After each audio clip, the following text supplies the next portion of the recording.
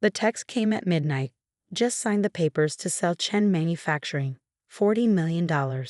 Not bad for a company our old man built from scraps. Don't worry, little sister. I'll send you a Christmas card for my new beach house. I stared at Michael's message, my hands steady as I took a screenshot and added it to my growing collection of evidence. My brother always did love to gloat. My name is Julia Chen, and I was about to teach my brother a lesson about the difference between inheritance and earned success.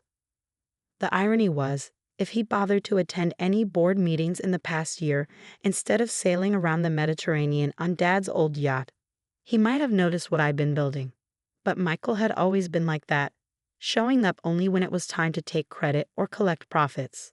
I switched to my email, sending a quick message to our company's CFO. It's time, put phase 1 into action. The response came immediately, already done. He won't know what hit him. 12 hours later, I sat in my office at Chen Manufacturing, watching the morning light filter through floor-to-ceiling windows. This building, these machines humming in the background, the hundreds of employees arriving for their morning shift. It was all part of our parents' legacy, a legacy Michael was trying to sell to the highest bidder. Mom and Dad had built this company from nothing after immigrating from China in the 1980s. They started in a tiny garage, Dad handling the engineering while Mom managed the books. By the time they died in a car accident last year, Chen Manufacturing was supplying precision parts to major automotive companies across 3 continents. My phone buzzed. A call from Lisa, my best friend since college and now our head of legal. Julia, you need to see this. Michael just sent the preliminary sales agreement to the board. The numbers, they're not what he thinks they are. I smiled, opening my laptop, send it over. The document appeared in my inbox moments later. There it was, in black and white. Michael's grandiose plan to sell our family's company to Global Industries, a corporate giant known for buying family businesses and stripping them for parts. What my brother hadn't realized was that over the past year, while he was busy spending company money on luxury cars and younger girlfriends, I've been quietly restructuring everything. Each board meeting he skipped, each document he signed without reading, brought me one step closer to protecting what our parents had built. Did you see page 17? Lisa asked, still on the line. The shared distribution clause? Yes, he still thinks he controls 51% of the company because he's the eldest son. Lisa's laugh was sharp. Should we tell him about the trust conversion? Not yet. Let him figure it out when he tries to close the deal. After hanging up, I walked through the factory floor, greeting employees by name. Unlike Michael, who couldn't tell a laugh from a drill press, I'd spent every summer here since I was 16, learning every aspect of the business from the ground up. Dad used to say, success isn't inherited, it's earned. Michael never understood that. He thought being the firstborn son entitled him to everything. The company, the respect, the legacy. He'd never bothered to learn the business, assuming it would simply fall into his lap. My phone buzzed again, this time with a message from Michael. Board meeting tomorrow at 9. Try not to embarrass yourself when I announce the sale. I typed back, wouldn't miss it. That evening, I met with key members of our management team at my house, the same house where Mom and Dad had hosted countless company celebrations, where they'd taught me the value of treating employees like family. Everything's in place, reported Tom, our operations manager. The audit records, the trust documents, everything. And the employees? I asked. Sarah from HR smiled. They're ready. Every single one of them signed the statement. I looked around the room at these people who'd worked alongside my parents for decades, who'd watched Michael's increasingly erratic behavior over the past year with growing concern. Tomorrow's going to be difficult, I said. Are you all sure about this? Tom spoke first, his voice firm. Your parents didn't build this company to have it torn apart by Global Industries. We're with you. The next morning, I arrived early at the office, watching the sunrise paint the Chen Manufacturing sign in shades of gold. Mom had designed that sign herself, incorporating elements that symbolized both our Chinese heritage and American dreams. At 8:45, Michael strutted into the building, flanked by representatives from Global Industries. He'd gotten his hair cut, bought a new suit, playing the role of successful businessman for his potential buyers. Julie, he called out, using the nickname he knew I hated. Ready to watch Big Brother make history? I met his smug smile with a calm one of my own. Absolutely. The boardroom filled quickly. Company executives, legal representatives, and the global industries team all taking their seats. Michael stood at the head of the table, practically bouncing with self-importance. Ladies and gentlemen, he began, today marks a new chapter for Chen Manufacturing. I'm pleased to announce that Global Industries has agreed to purchase our company for $40 million. He paused, clearly expecting applause. None came. The paperwork is ready, he continued, slightly flustered.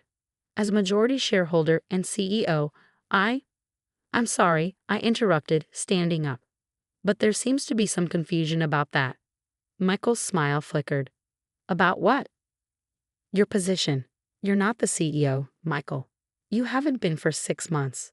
The room went silent as I pulled out a folder and began distributing documents. What are you talking about? Michael demanded, his face reddening. Of course I'm the CEO. Dad left me in charge. Dad left you as interim CEO. I corrected, subject to board approval and contingent on your active participation in company management. Would you like to know how many board meetings you've attended in the past year? The global industries representatives were flipping through the documents I handed out, their expressions growing increasingly concerned. These attendance records, one of them said, show Mr. Chen has only been present for 2 out of 24 mandatory meetings. Michael waved his hand dismissively. That's just paperwork. I own 51% of this company. I can sell it if I want to. This was the moment I'd been waiting for. I nodded to Lisa, who stood up. Actually, she said, according to the trust conversion executed by your parents before their death, your shares were contingent on meeting certain management participation requirements. Requirements you failed to meet. She turned to the global industries team. I'm afraid Mr. Chen no longer has the authority to negotiate this sale. Michael's face went from red to purple. You're lying. This is impossible. I pulled out one final document, the trust agreement our parents had signed 2 months before their accident, after watching Michael's increasingly irresponsible behavior. They knew Michael. They knew you'd try something like this. That's why they put safeguards in place. The global industries representatives were already packing up their briefcases, making polite but hasty excuses. This isn't over, Michael snarled, pointing at me. You think you can steal my company?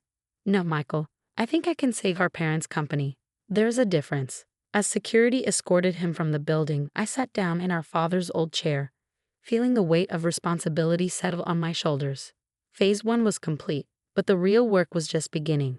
My phone buzzed, a message from Lisa. Ready for Phase 2. I looked out at the factory floor where employees were gathering, waiting to hear what would happen next. They trusted me, supported my plan, believed in my vision for the company's future. Yes, I replied. It's time to show everyone what Chen Manufacturing can really do. The media coverage started the next day. Family drama at Chen Manufacturing. CEO ousted in failed sale attempt read the headlines. My phone was flooded with calls from reporters, all wanting to know how the quiet younger sister had outmaneuvered her flashy brother. I ignored them all, focusing instead on the message that had just arrived from Michael's lawyer. Our client contests the validity of the trust conversion. Prepare for legal action. I forwarded it to Lisa, who responded immediately, let him try. Your parents made everything ironclad. The next few weeks were a blur of activity. While Michael waged his legal battle, I concentrated on strengthening the company. Every morning, I arrived before sunrise, just like Dad used to do. Every evening, I was the last to leave, reviewing contracts, meeting with team leaders, learning everything I could about where we could improve. You don't have to do everything yourself, Tom said one night, finding me still at my desk at 9 p.m. That's what got Michael in trouble, thinking he had to be the one in control of everything. I looked up from the production reports I was reviewing. I'm not trying to control everything. I'm trying to understand everything. There's a difference. And there was. Unlike Michael, who saw the company as his personal ATM, I saw it as a living thing. Thousands of moving parts that had to work together. Every decision affected real people with real families. A month after the failed sale, I called an all-hands meeting in the main factory floor. Hundreds of employees gathered, their faces a mix of curiosity and concern. Many of you have worked here for decades, I began. You knew my parents, helped them build this company from nothing. When they died, my brother saw that legacy as his birthright. But I see it differently. I clicked to the first slide of my presentation, our new company structure. Starting today, Chen Manufacturing is becoming an employee-owned company. Every full-time employee will receive shares, with additional shares available based on years of service. The room erupted in murmurs. This was what I'd been working on for the past year, transforming the company into something that couldn't be sold out from under the people who'd helped build it. My parents believed in building things that last, I continued. Not just machines, but relationships, community, future. That's what we're going to do together. The applause was deafening. In the back of the room, I saw older employees wiping away tears. They'd known my parents, understood exactly what this meant. Later that afternoon, Lisa rushed into my office. Michael's lawyer just filed an emergency injunction trying to stop the employee ownership transition. They're requesting a hearing next week. I nodded, already prepared for this. Good. Time to show the judge exactly why we did this. The hearing was set for Tuesday morning. I arrived at the courthouse early, dressed in one of Mom's old suits that I'd had tailored. Michael showed up late, looking disheveled, with an expensive lawyer at his side. This is theft, he declared as soon as the judge asked him to explain his position. My sister has stolen my birthright through legal trickery. I sat quietly as his lawyer presented their case, claiming the trust conversion was invalid, that our parents couldn't have intended to disinherit their son. When it was our turn, Lisa stood up. Your Honor, we'd like to present evidence of why the trust conversion was not only valid but necessary.